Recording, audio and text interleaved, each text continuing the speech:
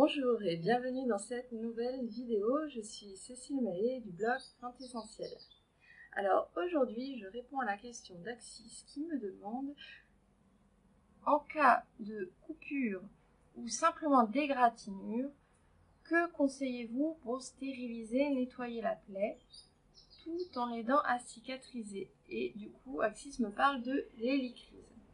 Donc dans cette vidéo, on va voir pourquoi l'hélicryse n'est pas la plus indiquée dans ce cas-là, et puis surtout, je vous dirai quelles huiles essentielles on peut utiliser et pourquoi. À tout de suite.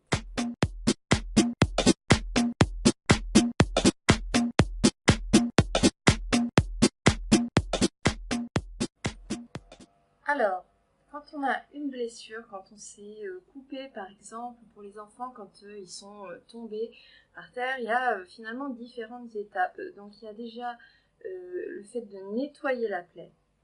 Nettoyer la plaie, ça ne se fait jamais avec des huiles essentielles.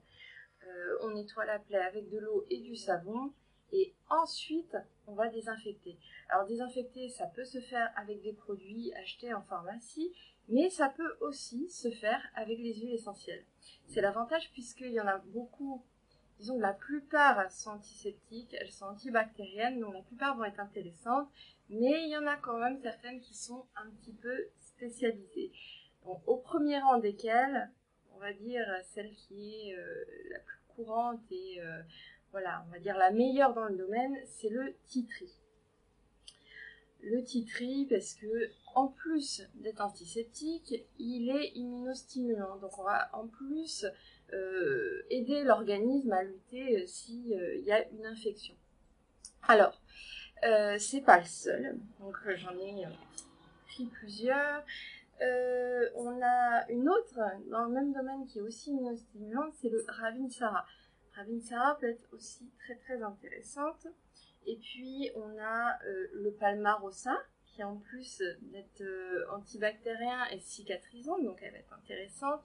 Dans le même ordre d'idée, on a la lavande, alors plutôt lavande aspic que lavande fine.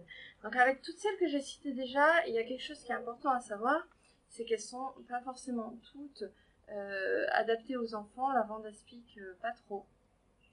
Le tea tree, pas de problème, mais par contre pour des enfants, on va préférer diluer. Alors diluer, j'ai envie de vous raconter une petite histoire qui m'est arrivée il y a quelques années de ça, pour vous éviter de faire la même bêtise. Moi j'avais l'habitude de désinfecter avec de l'alcool. Et donc quand je suis arrivée ici en Martinique, avec les piqûres de moustiques, je me grattais, j'arrêtais pas, la plaie a fini par s'infecter, plaie que je désinfectais avec de l'alcool.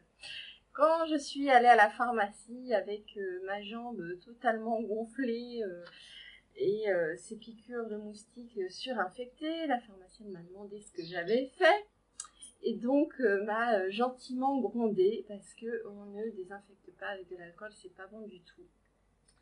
Donc par contre, ce que vous pouvez faire, c'est diluer les huiles essentielles dans de l'huile végétale. Et oui, en fait l'huile végétale va être intéressante, on va pouvoir la mettre sur une plaie ouverte, comme une coupure, une égratignure, voilà, même s'il y a saignement, c'est possible. Et donc pour les enfants c'est idéal, il vaut mieux diluer l'huile essentielle à 30 à 50% dans de l'huile végétale plutôt que de l'appliquer pure.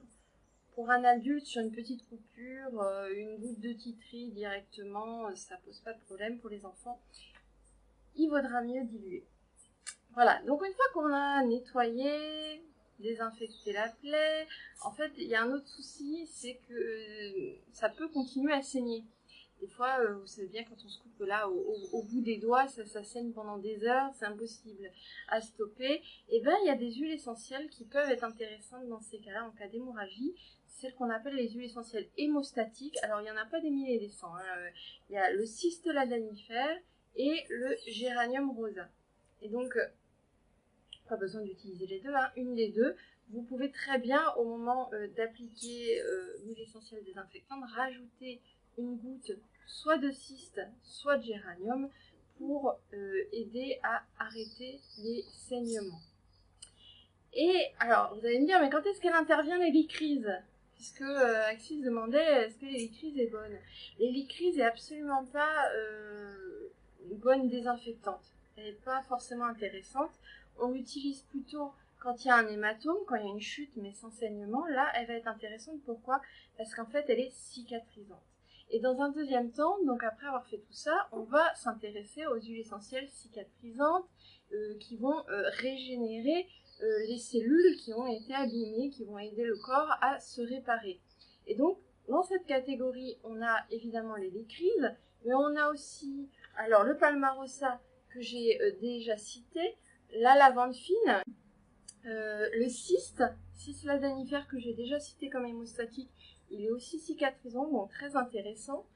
On a aussi le romarin à verbenone. Bon, il y en a d'autres, en fait, je les avais déjà cités dans la dernière vidéo sur les huiles essentielles anti-rides, puisque on appréciait justement toutes ces huiles essentielles qui sont régénérantes cutanées pour la peau, pour aider l'organisme à se reconstruire. Donc, alors, soit vous utilisez au niveau, le jour J, au niveau de la blessure, l'huile essentielle, comme j'ai dit, pour désinfecter, voire l'huile essentielle hémostatique pour arrêter l'écoulement de sang. Et ensuite, dans un second temps, quand la plaie est refermée, vous utilisez une huile essentielle cicatrisante. Ou il y a certaines recettes où vous pouvez toutes les mettre d'un coup. Vous en mettez 3, une désinfectante, une hémostatique et une cicatrisante. Et puis, vous appliquez ça pendant plusieurs jours. Voilà. Il y a différentes possibilités. J'espère que j'ai répondu à la question. Vous pouvez bien sûr, comme d'habitude, télécharger les fiches sur les dangers des huiles essentielles gratuitement, voilà, pour vous aider à y voir plus clair, hein, puisque dans toutes celles que j'ai citées, il y en a qui sont plus ou moins bonnes pour les enfants, notamment les lycrises qui contiennent beaucoup de cétone, il faut faire attention. Il y en a certaines qu'il faut diluer préférentiellement. Voilà, je pense que j'ai tout dit. Évidemment, on a beaucoup d'huiles essentielles antibactériennes, beaucoup d'huiles essentielles qui sont capables d'être désinfectantes, mais faites attention, en dehors de celles que j'ai citées, il y en a beaucoup qui contiennent des phénols, qui sont dermocaustiques et qui ne vont pas du tout être intéressants dans ce cas-là. Évidemment, on ne va pas utiliser des huiles essentielles qui risquent d'abîmer la peau pour désinfecter une plaie alors que l'organisme est déjà chahuté. Voilà. Donc si vous avez aimé cette vidéo, n'hésitez pas à appuyer sur le petit bouton like, le petit pouce bleu juste en dessous.